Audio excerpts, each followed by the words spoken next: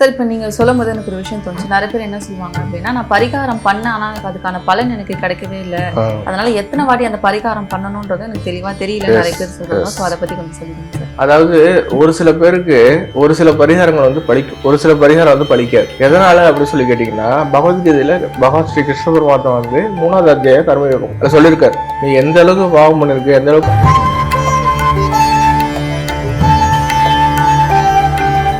Okay. அப்ப செவ்வாய் தோஷம் இருக்கிறவங்களுக்கு பரிகாரம் பண்ணா என்ன பரிகாரம் பண்ணணும், எந்த கோவிலுக்கு போகும்? செவ்வாய் தோஷத்தை பொறுத்த வரைக்கும் பாத்தீங்கன்னா, செவ்வாயினாலே முருகன் தான் வந்து செவ்வாய்க்கு அதிபதி. ஸோ செவ்வாய்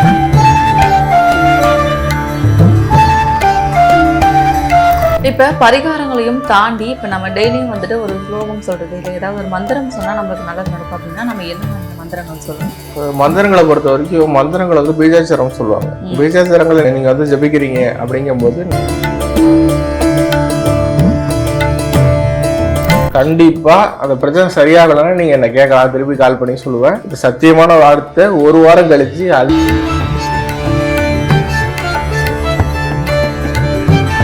கட்டுமானத்தின் வலிமை, கட்டிடங்களின் பாதுகாப்பு. ஸ்ரீ துர்கா டிஎம்டி கம்பிகள்.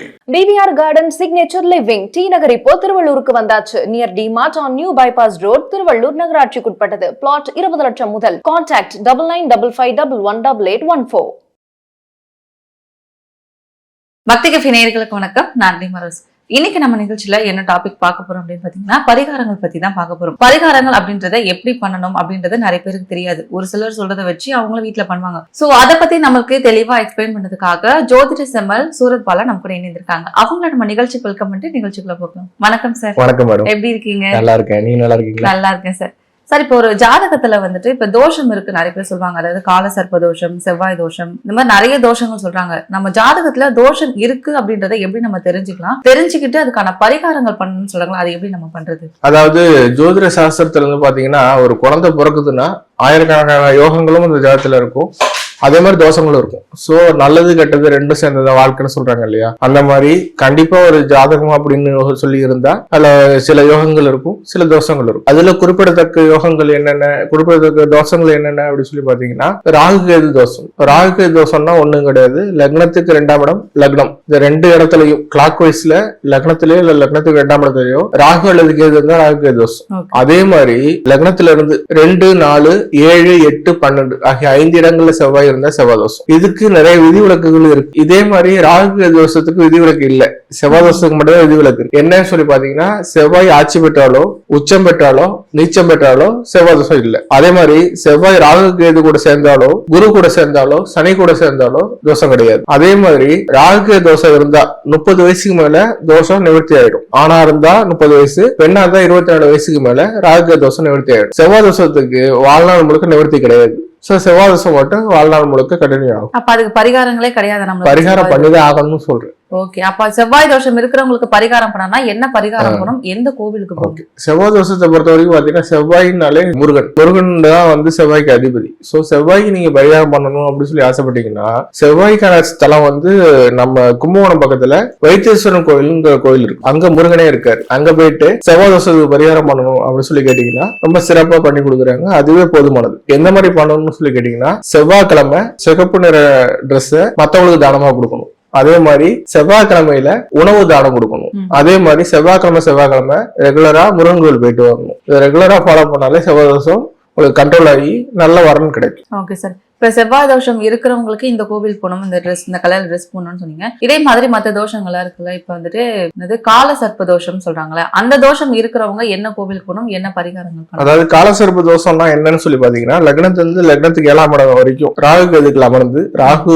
லக்னத்திலேயே 7ஆம் இடத்துல கேதுவும் அமர்ந்து அந்த 7 கட்டத்துக்குள்ள மத்த 9 கிரகங்களும் அடங்கியிருந்தா அது பேரு காலசர்ப்ப தோஷம். அந்த காலசர்ப்ப தோஷம் இருந்தா திருப்பதி பக்கத்துல காளகஸ்திங்கிற ஒரு ஊர் இருக்கு, அங்க போயிட்டு ஸ்ரீ காலத்திநாதர்ங்கிற சுவாமி அங்க இருக்காரு. அவர்கிட்ட போயிட்டு அவர் பரிகாரம் பண்ணணும் சொல்லி அந்த கோயிலே கேட்டீங்கன்னா கோயிலுக்குள்ளேயே செஞ்சு தராங்க. வெளில பண்ண வேண்டாம், கோயிலுக்குள்ளேயே குறைஞ்ச தொகைதான், ஒரு 3000 ரூபாய் கொடுத்தீங்கனாலே அங்க செஞ்சு கொடுக்குறாங்க. ரொம்ப சிறப்பா அங்க உடனே பலன் கிடைக்குது. அதுவும் எப்ப பண்ணணும்னு சொல்லி கேட்டீங்கன்னா, அமாவாசை அல்லது பௌர்ணமி அந்த நாள்ல மட்டும் தான் பண்ணணும், மத்த நாள்ல பண்ணக்கூடாது. ஒன்லி அமாவாசை அந்த பௌர்ணமியில மட்டும் தான் பண்ணணும். Okay sir. இப்ப குறிப்பிட்ட தோஷங்கள் வந்துட்டு இந்த கடமையில பண்ணணும்னு சொல்றீங்க. இப்ப நார்மலா ஒருத்தவங்க பரிகாரம் பண்ணணும் அப்படின்னு போனாங்களா, தோஷத்தை தவிர்த்து பரிகாரம் பண்ணணும்னா எந்தெந்த கடமையில பண்ணணும் சார்? நல்லா ஒரு விஷயம் புரிஞ்சுக்கிங்க. இப்ப வந்து ஒரு டாக்டர்கிட்ட போறீங்க. ம். இப்ப வந்து டாக்டர்கிட்ட போயிட்டு எனக்கு தலைவலிக்குதுன்னு சொன்னா அவர் என்ன சொல்ல பாராசிட்டமால் 500 mg போடுமா சொல்லுவாரு. இன்னொரு வாட்டி அதே டாக்டர்கிட்ட போறீங்க கால் வலி அப்படின்னு சொன்னா மறுபடியும் அதே பாராசிட்டமால் 500 எழுதி கொடுத்தாருன்னா அவர் தப்பான டாக்டர், சரியா படிக்கல. ஆமா. ஓகேவா? வயிற்று வலிக்கு போனா வயிற்று வலின்னு கேக்குறீங்க, திரும்பி அதே பாராசிட்டமால் 500 எழுதி கொடுத்தாருன்னா நீ படிச்சுட்டு வந்தியா படிக்காம வந்தியா நம்மளே கேட்போம்ல. அந்த மாதிரி ஒரு ஜாதகத்துல எந்த மாதிரி கிரக நிலவரம் இருக்கு அப்படின்னு பார்க்கணும். தனிப்பட்டபடி தனித்தனி ஜாதகமா பார்த்தா மட்டும்தான் பலன்களை எடுக்க முடியும். இந்த மாதிரி நான் பொதுவா சொன்னேன்னா அது எல்லாருக்கும் பலன் கொடுக்காது. உங்க ஜாதகம் எப்படி இருக்கு, அதுல எந்த கிரக நிலவரம் இருக்கு, என்ன பாதிப்பு இருக்குன்னு நம்ம தனித்தனியே பார்க்கணும். ஃபார் எக்ஸாம்பிள் ராகு தோஷம் பொதுவான தோஷம், செவ்வாய் தோஷம் பொதுவான தோஷம், அதனால அதுக்கு நான் பரிகாரம் சொல்லிட்டேன். நீங்க சொல்ற மாதிரி ஒவ்வொரு தோஷத்துக்கும் சொல்லுங்க சார்னா ஒவ்வொரு தோஷமும் தனித்தனியா அவங்க ஜாதகம் தனித்தனியா இருக்கும். இப்ப திருவள்ளுவர் சொல்ற மாதிரி நோய் நாடி, நோய் முதல் நாடி, அது தணிக்கும் வாய் நாடி வாய்ப்ப செயல். இதுக்கு என்ன அர்த்தம்னா ஒரு வியாதி ஏற்பட்டுருச்சுன்னா அதுக்கு என்ன காரணம் அப்படின்னு கண்டுபிடிக்கணும்.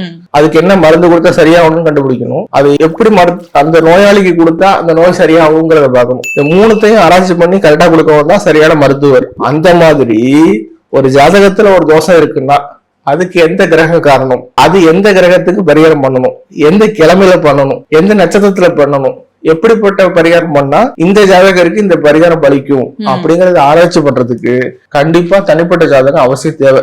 அதனாலதான் நாங்க என்ன சொல்றோம்னா தனிப்பட்ட கன்சல்டேஷன் நீங்க வந்தாதான் தெளிவா நம்ம சொல்ல முடியும். இது நம்ம பொதுவான வீடியோல நம்ம இந்த மாதிரி சொல்றதுனாலதான் சில பேர் செஞ்சுட்டு நாங்க செஞ்சோம் ஆனா பரிகாரம் பலிக்கல அப்படிங்கிறாங்க. பரிகாரம் ஏன் பலிக்கலன்னா இப்ப ஒரு சில பேருக்கு பாராசிட்டமால் 500 mg போதுமானதா இருக்கும், ஒரு சில பேருக்கு டோலோ 650 போட்டாலும் சரியாகும். சோ அந்த 500க்கு 650க்கும் அந்த வித்தியாசம் புரியுது இல்லையா, அதோட பவர் அதிகம். அந்த மாதிரி கொஞ்சம் பவர் அதிகமான பரிகாரங்கள் தேவைப்படும். அந்த ஜாதகத்தை நம்ம நேர்ல பார்த்தா கண்டுபிடிக்க முடியும். சோ வீடியோ பாக்குற மக்களுக்கு நான் என்ன சொல்றேன்னா உங்களுக்கு ஒரு பரிகாரம் வேணும்னா தயவு செஞ்சு என்கிட்ட வரீங்கிறது அப்புறப்பட்ட விஷயம். எந்த ஜோசியர்கிட்ட போனாலும் நேரடியா ஜோசியர்கிட்ட போய் ஒரு அனுபவம் இல்லாத ஜோசியர்கிட்ட போய் மாட்டிக்க கூடாது. அனுபவம் வாய்ந்த ஒருத்தர்கிட்ட போய் நீங்க ஜாதகத்தை கொடுத்தீங்கன்னா அவர் தெளிவா சொல்லுவார் இதை நீங்க பண்ணா இது நடக்கும் அப்படின்னு. ஏன்னா உங்க ஜாதகத்தை நாங்க நேர்ல பார்த்தாதான் உங்களுக்கு எது வேணும் அப்படின்னு தெரியும். இதே ராகு தோஷம் வேற ஒரு பையனுக்கு அவருக்கு வேற ஒரு பரிகாரம் சொல்லணும். ஏன்னா அவரோட தோஷங்கள் வந்து ரொம்ப கடுமையா இருந்துச்சு, அதுக்கு இந்த பரிகாரம் பத்தாது. நான் இப்ப சொன்ன பரிகாரம் பத்தாது, காலராசி மட்டும் போயிட்டு வந்தா பத்தாது, இன்னும் கொஞ்சம் பரிகாரங்கள் தேவைப்படும்.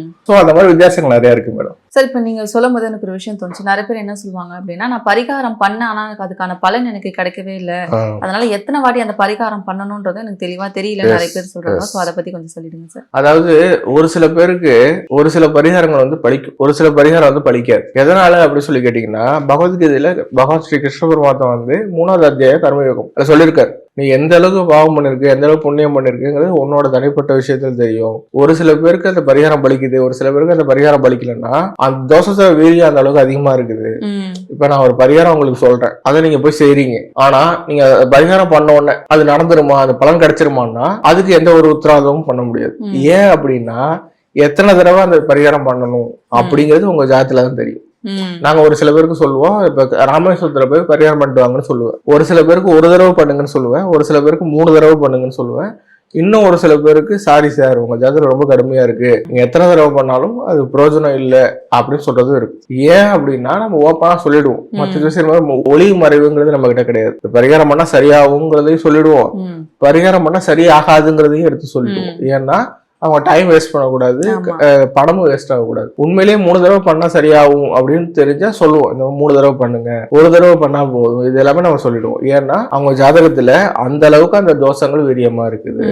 இப்ப நம்ம எடுத்துக்காட்டுல செவ்வாய் தோஷம் சொன்னோம், செவ்வாய் தோஷத்துக்கு நீங்க வைத்தீஸ்வரன் கோயில்ல பரிகாரம் பண்ணுங்கன்னு நான் சொன்னேன். இப்போ ஒரு சில பேருக்கு என்னன்னா வைத்தீஸ்வரன் கோயிலுக்கு போயிருப்பீங்க, பரிகாரம் பண்ணிட்டு வந்திருப்பீங்க, செவ்வாய்க்கிழமை முருகங்களுக்கு போவீங்க, விளக்கேற்றுவீங்க, அர்ச்சனை பண்ணுவீங்க, அபிஷேகம் பண்ணுவீங்க, எல்லாமே பண்ணுவீங்க, ஆனா பலன் நடக்காது. ஏன் சார் பலன் நடக்க மாட்டேங்குதுன்னு கேட்டீங்கன்னா செவ்வாய் கடுமையான தோஷத்தோட 8ஆம் இடத்துல போய் அமர்ந்து சுபகிரக பார்வை சுபகிரக சேர்க்கை இல்லாம ரொம்ப கடுமையான ஒரு நிலவில இருந்தாங்கன்னா நீங்க எவ்வளவு பரிகாரம் பண்ணாலும் அந்த செவ்வாய் தோஷம் நிவர்த்தி ஆகுறது ரொம்ப கடினம். சரி எப்ப சார் அது செவ்வாய் தோஷம் நிவர்த்தி ஆகும்னா 21 செவ்வாய்க்கிழமை பண்ணாதான் சரியா போகும். ஓகே. 21 செவ்வாய்க்கிழமை நீங்க தொடர்ந்து பண்ணணும். ஒரு செவ்வாய்க்கிழமை கூட கேப் போடக்கூடாது. நிறைய பேர் என்ன பண்ணிடுவாங்கன்னா 11 வாரம் பண்ணுவாங்க. போதும்பா, இதுக்கப்புறம் எனக்கு சக்தி இல்லை, செய்யற அளவுக்கு பொறுமை கிடையாது அப்படி சொல்லி கடைசி நேரத்தை விட்டுருவாங்க. இன்னொரு 10 வாரம் செஞ்சா சரியா போயிடும்னு நம்ம எவ்வளவு சொல்லுவோம். ஆனா மக்களுக்கு என்னன்னா 11 வாரங்கிறதே ஒரு 3 மாசம் பெரிய ஒரு விஷயமா தெரியும். அதனால நான் என்ன சொல்லுவேன்னா, இல்லைங்க, உங்க ஜாதத்துல 8ஆம் இடத்துல செவ்வாய் இருக்கிறதால கொஞ்சம் கடுமையான தோஷங்கள் இருக்குது, தயவு செஞ்சு தொடர்ந்து பண்ணுங்கன்னு அவங்களுக்கு நம்ம எடுத்து சொல்லுவோம். எடுத்து சொல்ல வேண்டிய ஒரு ஜோசியரோட கடமை.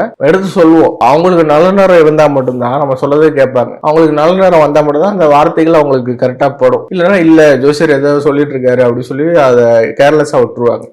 கரெக்டா பண்றவங்க ஜெயிக்கிறாங்க. அவ்வளவுதான் விஷயம். Okay sir. நிறைய பேர் வந்து நீங்க சொன்ன மாதிரி தொடர்ந்து பண்ணணும், பரிகாரம் பண்ண, கோவிலுக்கு எல்லாம் போகணும் அப்படின்றதெல்லாம் ரொம்ப கஷ்டப்பட்டு வீட்லயே சிம்பிளா பண்ற மாதிரி ஏதாவது பரிகாரங்கள் இருக்கா அப்படின்னு சொல்லி நிறைய பேர் கேட்கறாங்க. சோ வீட்லயே பண்ணக்கூடிய பரிகாரங்களும் ஏதாச்சும் இருக்கா? வீட்டுல பண்ணக்கூடிய பரிகாரம்னா என்ன கேட்டா ரொம்ப சிம்பிளா எனக்கு தெரிஞ்சு, நைட்டு படுக்க போகும்போது ஒரு பெரிய சொம்புல தண்ணி வச்சுட்டு நைட்டு படுத்து தூங்கிடணும். அந்த தண்ணியை குடிக்கிற தண்ணி இல்லை, குடிக்கிற தண்ணி தனியா வச்சுக்கணும், இந்த தண்ணி தனியா வச்சுக்கணும். குடிக்காம எச்சி பண்ணாம அந்த ஒரு சொம்பு தண்ணி எடுத்துட்டு வந்து ஒரு மரத்துல போய் ஊத்திட்டீங்கன்னா அந்த மரம் வந்து உங்களை வாழ்த்தும். காலையில ஏஞ்சோன்னா மரத்துக்கு தண்ணி ஊற்றணும். இதுதான் கான்செப்ட். மரமும் ஒரு உயிர் தான். ஸோ உயிருக்கு நீங்க வந்து தண்ணி ஊத்துறீங்க. ஸோ அந்த மரம் உங்களை வாழ்த்தும்.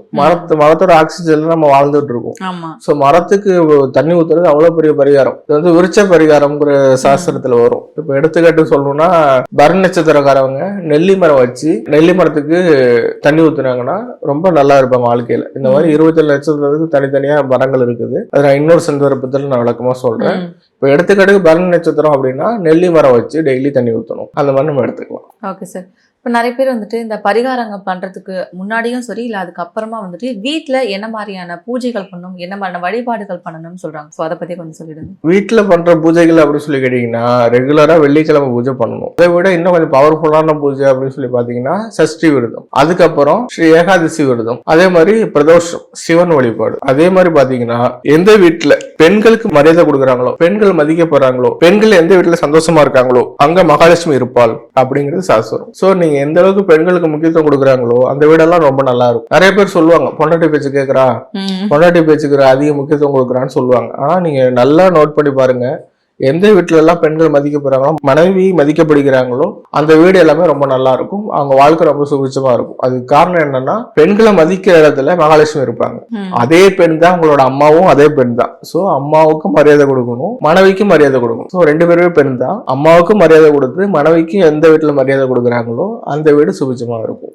சோ இது வந்து ரொம்ப எளிமையான ஒரு விஷயம். ஆனா நிறைய பேர் புரிஞ்சுக்க மாட்டேங்கிறாங்க. ஒண்ணு அம்மாவுக்கு மரியாதை கொடுத்துட்டு மனைவி பேச்ச கேட்க மாட்டேங்கிறாங்க, இல்ல மனைவிக்கு அதிக மரியாதை கொடுத்துட்டு அம்மா பேச்சை கேட்க மாட்டேங்கிறாங்க. இதனாலதான் பிரச்சனை வருது. 2 பேர் பேச்சையும் கேட்கணும்னா, ஒரு என் கஸ்டமர் சொன்னார், 2 பேர் பேச்சையும் கேட்கணும்னா நான் வந்து சாமியாரா தான் சார் போகணும் அப்படி சொன்னார். அப்படி இல்லை சார், 2 பேரும் புரிஞ்சுக்க ட்ரை பண்ணுங்க. ஒரு ஆண்னா கண்டிப்பா 2 பக்கமும் பிரச்சனை இருக்கதான் செய்யும். இது எப்படி சமாளிக்கிறது, எப்படி ஹேண்டில் பண்றது அப்படின்னு கத்துக்கிறது தான். உங்களுக்கு காலம் முழுக்க கூடவே இருந்த அம்மா பத்தி உங்களுக்கு நல்லா தெரியும். அம்மாவுக்கு எது பிடிக்கும் எது பிடிக்காது ஒரு ஆணுக்கு நல்லா தெரியும். அதே புதுசா கல்யாணம் ஆகி வந்த மனைவியை பத்தி புரிஞ்சுக்கிறதுக்கு ஒரு வருஷம் டைம் எடுத்துக்கும். ஆனா இந்த 1 வருஷத்துக்குள்ள நீங்க புரிஞ்சுக்கிறதா ஒரு ஆணோட கடமை. சோ மனைவியோட மனசும் கஷ்டப்படக்கூடாது, ஒரு அம்மாவோட மனசும் கஷ்டப்படக்கூடாது. எந்த வீட்டுல எல்லாம் பெண்கள் மதிக்கப்படுறாங்களோ அதை விட ரொம்ப சூட்சமா இருக்கும். இன்னும் சொல்ல போனா அந்த வீட்டுல செய்யக்கூடிய பூஜைகள்ல ரொம்ப சிறப்பான பூஜை வந்து வெள்ளிக்கிழமை பூஜை, அதுக்கப்புறம் நான் சொன்ன ஏகாதசி பூஜை, பிரதோஷம், சிவன் ராத்திரி, இதெல்லாம் ரெகுலரா ஃபாலோ பண்ணாங்கன்னா ரொம்ப நல்லா இருக்கும். இப்ப பரிகாரங்களையும் தாண்டி இப்ப நம்ம டெய்லியும் வந்துட்டு ஒரு ஸ்லோகம் சொல்றது, இல்ல ஏதாவது ஒரு மந்திரம் சொன்னா நம்மளுக்கு நல்லது நடக்கும் அப்படின்னா நம்ம என்ன மாதிரியான மந்திரங்கள் சொல்லணும்? மந்திரங்களை பொறுத்த வரைக்கும் மந்திரங்கள் வந்து பீஜாச்சாரம் சொல்லுவாங்க. பீஜாச்சாரங்களை நீங்க வந்து ஜபிக்கிறீங்க அப்படிங்கும் போது நிறைய அதுக்கு வந்து ரூல்ஸ் அண்ட் ரெகுலேஷன் இருக்கு. இப்ப சாதாரணமா ஒரு மனுஷன் வந்து மந்திரம் சொல்றதுக்கும் நம்ம வீட்டுல மந்திரம் சொல்றது நிறைய வித்தியாசம் இருக்கு. அதுக்கு என்ன ரூல்ஸ் அப்படின்னு சொல்லி பாத்தீங்கன்னா, நீங்க மந்திரம் சொல்லும் போது சைவ உணவு தான் சாப்பிடணும். அதே மாதிரி நீங்க மந்திரம் சொல்லும் போது நல்ல வார்த்தைகள் மட்டும்தான் நீங்க பேசணும். இப்ப அவசரமா பேசுறது, நல்லா இருக்க மாட்டேன், உனக்கு எதுவுமே நடக்காது, இதெல்லாம் உருப்படவா போகுது அப்படின்னு சாதாரணமா சொல்லுவாங்க. என் பேச்சை கேட்க மாட்டேங்கிறேன், நல்லா இருக்க மாட்டேன் அப்படின்னு சொல்லுவாங்க. சோ அந்த மந்திரங்கள் சொன்னா நீ சொல்ற வார்த்தைகள் பழிச்சிடும். அதனாலதான் நான் மந்திரம் சொல்லி தரதுன்னு பயப்படுறது. மந்திரம் சொல்லி தரது சந்தோஷம் தான், மந்திரங்கள் சொல்லி தரது எனக்கு சந்தோஷம் தான். ஆனா யார் வேணாலும் சொல்லக்கூடிய ஒரு மந்திரம் அப்படி சொல்லி கேட்டீங்கன்னா, அந்திகாலம் உச்சி மூன்றும் ஆடுகின்ற திட்டமும் அந்திகாலம் உச்சி மூன்று மாடுகின்ற திட்டமும் சந்தி தர்ப்பணங்களும் தபங்களும் ஜபங்களும் சிந்தைமேவும் ஞானமும் தினம் ஜபிக்கு மந்திரம் எந்தி ராம ராம ராம ராமவென்னு நாமமே அப்படி சொல்றாங்க. இதுக்கு என்ன அர்த்தம்னா சித்தர் பாடல்ல எல்லா புண்ணியங்களும் சிறந்தது, எல்லா காலத்திலும் ஜபிக்க கூடியது, எந்த ரூல்ஸுகளையும் அடங்காது. ஒரே மந்திரம் ராமநாமம் மட்டும்தான். ராமநாமத்துக்கு எந்த ரூல்ஸும் கிடையாது. நீங்க குளிச்சீங்களா குளிக்கலையா, சாப்பிட்டீங்களா சாப்பிடலையா, சுத்தமா இருக்கீங்களா சுத்தமா இல்லையா, எந்த ரூல்ஸுகளையும் அடங்காத ஒரே மந்திரம் ராமநாமம். ஒருத்தர் வந்து கேட்டாராம் ஒரு குரு கிட்ட போயிட்டு, ராமநாமம் ஜபிக்கலான்னு இருக்கேன், எனக்கு மந்திர உபதேசம் பண்ணுங்க அப்படின்னா. மந்திர உபதேசம் அவர் பண்ணிட்டார், ராமாராமான்னு சொல்லுட்டு. அந்த சிஷ்யர்களை கேட்டாங்கன்னா குளிச்சதுக்கு முன்னாடி சொல்லணுமா குளிச்ச பிறகு சொல்லணுமா அப்படின்னு கேட்டாங்க. அவர் சொன்னாராம், கங்கையில போய் குளிச்சுட்டேன், குளிச்சதுக்கு அப்புறம் குளிக்கிறதுக்கு முன்னாடி பாவத்தோட இருந்த, குளிச்சது கூட பாவம் போயிடும்ல, அந்த மாதிரி நீ ராமராமன் சொல்ல ஆரம்பிச்சிட்டீங்கனாலே உனக்கு எந்த பாவமும் உங்ககிட்ட வராது. அதனால இந்த ரூல்ஸுக்குள்ள அடங்காத ஒரே இது ராமநாமம் மட்டும்தான். ஒரு மனிதர் கங்கையில குளிக்கிறது சமமானது ராமநாமம். அதுதான் ஸ்ரீ சிவனே பார்வதிக்கு உபதேசம் பண்றாரு. என்ன சொல்றாருன்னா, ராம ராம ராமேதி ரமே ராமே மனோரமே சகசிரநாம தத்துல்யம் ராமநாம வரானே. இந்த மந்திரத்துக்கு என்ன அர்த்தம் சொல்லி பாத்தீங்கன்னா விஷ்ணு சகஸ்ரநாமத்துல வரும். இதுக்கு என்ன அர்த்தம் சொல்லி பாத்தீங்கன்னா, ராம ராம ராமேதி ராம ராம ராம அப்படின்னு 3 தடவை சொன்னீங்கன்னா 1000 நாமங்கள் கொண்டது விஷ்ணு சகஸ்ரநாமம். பெருமாளை 1000 தடவை போற்றி புகழ்ந்து பாடுறதுக்கு சமமானது 3 தடவை சொல்ற ராமநாமம். 3 தடவை ராமராமன்னு சொன்னா 1000 விஷ்ணு சகஸ்ரநாமம் சொன்ன பலன் கிடைக்கும். எதுக்கு சொல்றாருன்னா, பார்வதி வந்து சிவன்கிட்ட கேக்குறாங்க, இந்த மாதிரி எனக்கு பெருமாளை கும்பிடணும், என்னோட அண்ணன் பெருமாள் அவரை நான் கும்பிடணும், ஆனா எனக்கு டைம் கிடைக்க மாட்டேங்குது, எளிமையா நான் சொல்றது ஒரு மந்திரம் சொல்லி கொடுங்கன்னு கேக்குறாரு. அப்படிக்கு சொல்லி தரும் போது சிவனே பார்வதிக்கு சொல்லி கொடுத்த மந்திரம்னா இது எப்பேற்பட்ட உயர்வான மந்திரம். சரி சார், ராமநாமத்துக்கு ஏன் இவ்வளவு பெரிய சிறப்பு அப்படின்னு சொல்லி கேட்டீங்கன்னா, இது வரைக்கும் யாருக்குமே தெரியாத ஒரு ரகசியத்தை சொல்லித்தரேன். ராமநாமத்துல எங்க இருந்து வந்துச்சுன்னு பாத்தீங்கன்னா, ஓம் நமோ நாராயணாங்கிறது பெருமாளோட 8 எழுத்து மந்திரம், ஓம் நமச்சிவாயங்கிறது சிவனோட பஞ்சாட்சர மந்திரம். இந்த பஞ்சாட்சர மந்திரத்துல 2வது எழுத்து மா, நமச்சிவாய மா. நாராயணாங்கிற வார்த்தையில இருக்க 2வது எழுத்து ரா. ஓகேவா, அந்த ராவையும் மாவையும் சேர்த்தா ராமா. சோ இதுல இருந்து 2வது எழுத்து, அதுல இருந்து 2வது எழுத்து எடுத்துதான் ராமநாமம் உருவாக்கப்பட்டது. சோ நீங்க ராமான்னு சொல்லிட்டாலே அங்க சிவன் வந்துருவாரு, பெருமாள் வந்துருவாரு. சிவனும் பெருமாளும் வந்துட்டாலே மகாலட்சுமி வந்துருவாங்க. அதே மாதிரி மகாவிஷ்ணு, மகாலட்சுமி, பெருமாள், சிவன், பார்வதி எல்லாரும் வந்துட்டாங்க. வந்ததுக்கு பிறகு பிள்ளையார் வந்துருவார். பிள்ளையார் வந்ததுக்கு அப்புறம் முருகன் வந்துருவார். முருகன் வந்ததுக்கு பிறகு ஆஞ்சநேயர் அங்க வந்துருவார். சோ இங்கேயே இப்ப நம்ம ராமநாமம் சொல்றோம் இல்லையா, இந்த இடத்துல எல்லாரும் வந்துருவாங்க. சோ ராமநாமம் எங்கெல்லாம் ஜபிக்கப்படுகிறதோ அங்கெல்லாம் சகல செல்வமும் நிறைஞ்சிருக்கும் அப்படி சொல்றாங்க. சோ அப்பேற்பட்ட ராமநாமத்துக்கு எந்த ரூல்ஸ் அண்ட் ரெகுலேஷன் கிடையாது. யார் வேணாலும் எப்ப வேணாலும் எந்த காலத்திலும் ஜபிக்கலாம். சோ வீட்டுல சொல்லக்கூடிய எளிய மந்திரம், ஆனா பவர்ஃபுல்லானது. நீங்க ராமநாமத்தை சொல்லிட்டே இருங்க. எப்பேற்பட்ட தத்ரியம் இருந்தாலும், எப்பேற்பட்ட கஷ்டத்துல நீங்க இருந்தாலும், தீராத நோய், தீராத கடன், தீராத பிரச்சனை சொல்லுவாங்க. கடைசி கட்டம் இன்னும் சொல்ல போனா, நம்ம கிட்ட வந்து நிறைய பேர் வந்து இன்னும் ஒரு இடத்துல சாகலான் இருக்கும் அப்படின்னு சொல்லி கால் பண்ணி கன்சல்டேஷன் வருவாங்க. எனக்கு அவ்வளவு பிரச்சனை இருக்குது, இறப்பை தவிர வேற வழியே இல்லை அப்படின்னு சொல்லி கேட்பாங்க. அதுக்கு நான் சொல்லுவேன், ஒருவேளை அப்பேற்பட்ட சூழ்நிலை இருந்தாலும் இன்னையில இருந்து விடாம எப்பெல்லாம் நேரம் கிடைக்குதோ ராம ராம ராமன்னு சொல்லிட்டே இருங்க. கண்டிப்பா அந்த பிரச்சனை சரியாகலன்னா நீங்க என்ன கேட்கலாம், திருப்பி கால் பண்ணி சொல்லுவேன். இது சத்தியமான வார்த்தை. 1 வாரம் கழிச்சு அதே கஸ்டமர் கால் பண்ணுவாங்க. கால் பண்ணி இப்ப நல்லா இருக்கும், எல்லா பிரச்சனையும் சரியாயிடுச்சு. எப்படி சரியாச்சுன்னு எங்களுக்கு தெரியல. ஒரு மிராக்கள் நடக்கும், ஒரு அதிசயம் நடக்கும். அந்த சக்தி, அந்த பவர் ராமநாமத்துக்கு மட்டும்தான் உண்டு, வேற எந்த மந்திரத்துக்கும் கிடையாது. ஏன்னா மத்த மந்திரங்களுக்கெல்லாம் ரூல்ஸ் இருக்குது, ரெகுலேஷன் இருக்குது. இப்படி நீங்க குளிக்காம செஞ்சா பாவம், நீங்க ஏற்கனவே பாவம் தொலைறத மந்திரம் சொல்லுவீங்க, அதனால ஒரு பாவம் வந்து செஞ்சிடும். உங்களுக்கு பணம் வேணுங்கிறத ஒரு மந்திரம் சொல்லுவீங்க, அதனால ஒரு பாவம் வந்துடும். ஸோ உங்களுக்கு பாவமே வரக்கூடாது, எந்த நேரத்துலயும் நீங்க சொல்லலாம், எப்பவுமே சொல்லலாம்னா ஒரே மந்திரம் ராமநாமம் தான். ராமநாமத்தை சொன்னா பெருமாளுக்கு மட்டும் இல்ல, சிவனுக்கே பிடிக்கும். அப்ப நீங்க தைரியமா சொல்லலாம். Okay sir.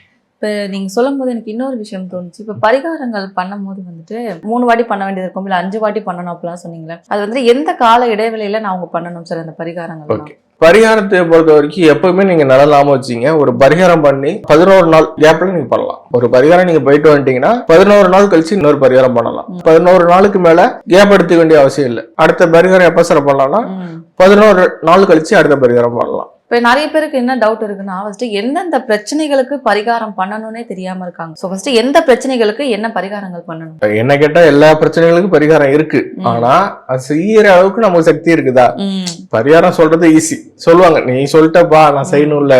அப்ப நான் என்ன செய்வேன்னா, வந்த கஸ்டமரோட சூழ்நிலை என்ன, அவரோட வரவு செலவு என்ன, அவரால் எவ்வளவு பண்ண முடியும், அதுக்கேத்த மாதிரி நம்ம யோசிச்சுதான் சொல்லணும். ஏன்னா எல்லாருக்கும் எல்லா பரிகாரத்தையும் சொல்லிட முடியாது. இப்ப ஒரு சில பேருக்கு நம்ம சொல்லணும் காசி ராமேஸ்வரம் போயிட்டு வான்னா, காசி ராமேஸ்வரம் போயிட்டு வரதுக்கு எத்தனை ஆயிரம் செலவாகும், எவ்வளவு செலவாகும்னு நமக்கு தெரியணும், அதோட வேல்யூ தெரியணும். சும்மா எடுத்தங்க ஒருத்தன பரிகாரம் சொல்றது என்னோட வேலை கிடையாது. அவரோட கெப்பாசிட்டி என்ன, அவர் எவ்வளவு செலவு பண்ண முடியும், அவரோட சூழ்நிலை என்ன, இந்த மாதிரி செலவு பண்ணா இது பரிகாரம் பண்ணா சரியாகுமா அப்படின்னு சொல்லி கேட்டாக்க அவருக்கு ஏற்ற மாதிரி எளிமையா மாத்தி சொல்ல முடியும். இப்ப ஃபார் எக்ஸாம்பிள் பாத்தீங்கன்னா ஒரு கஸ்டமரோட பிரச்சனையே 1 லட்சம் ரூபா தான்.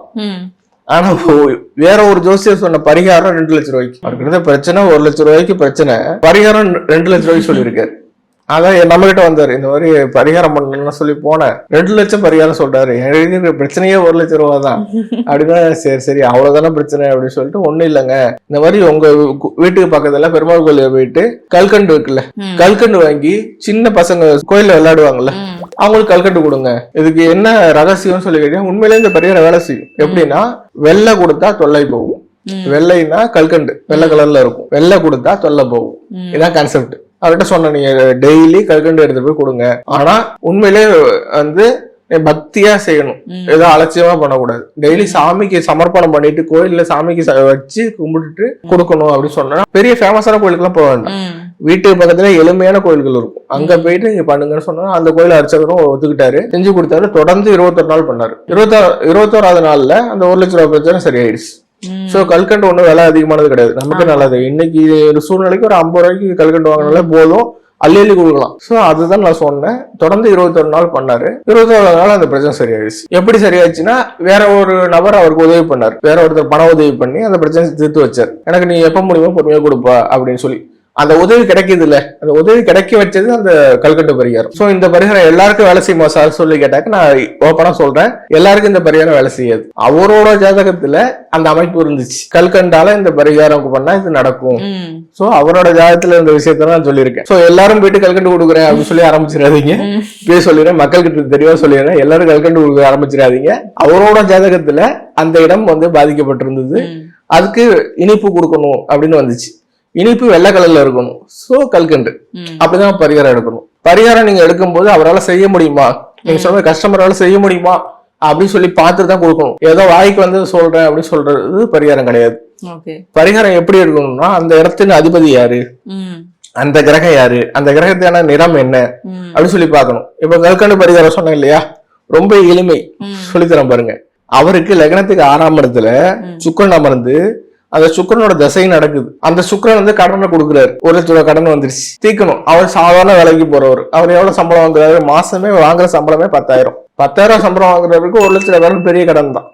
அதை தீக்கிறதுக்கு அப்போ 2 லட்சம் ரூபாய்க்கு பரிகாரம் சொல்லக்கூடாது. கல்கண்டு ஒரு 100 ரூபாயில வாங்கி அதை கொடுத்துடலாம்.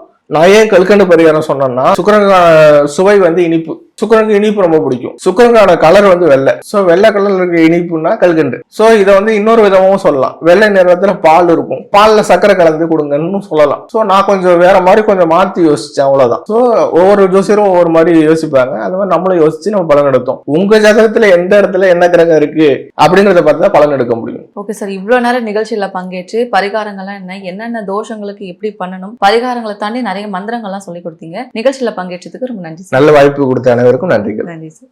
இந்த வீடியோ உங்களுக்கு பிடிச்சிருந்தா லைக் பண்ணுங்க, ஷேர் பண்ணுங்க, கமெண்ட் பண்ணுங்க, மறக்காம பெல் பட்டனை கிளிக் பண்ணிட்டு பக்தி கஃபே தமிழ் சேனலை சப்ஸ்கிரைப் பண்ணிடுங்க.